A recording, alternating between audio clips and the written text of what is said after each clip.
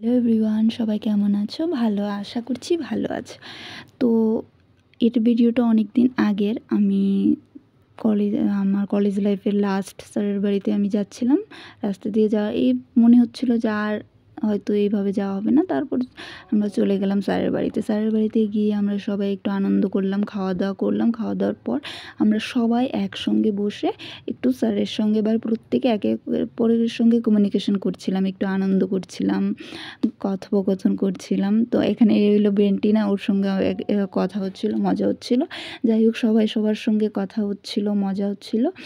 এখানে প্রত্যেককে জিজ্ঞাসা করছিল যে স্যার জিজ্ঞাসা করছিল যে তোমরা পরবর্তী এখন কলেজ শেষ, এখন কি করবে, প্রত্যেকের কি করার আছে। স্যার এটা স্যার না প্রত্যেকেই জিজ্ঞাসা করবে, স্বাভাবিক।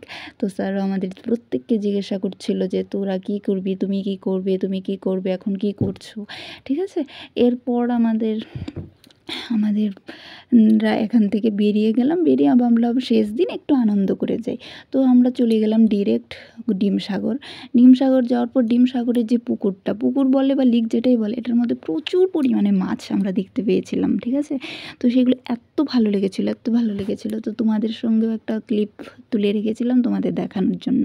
এগুলো আমরা যারা যারা গিয়েছিলাম তারা এখানে দিয়া আছে, আকাশ আছে, ব্যান্টিনা, আমি অনেকেই আছি, ঠিক আছে।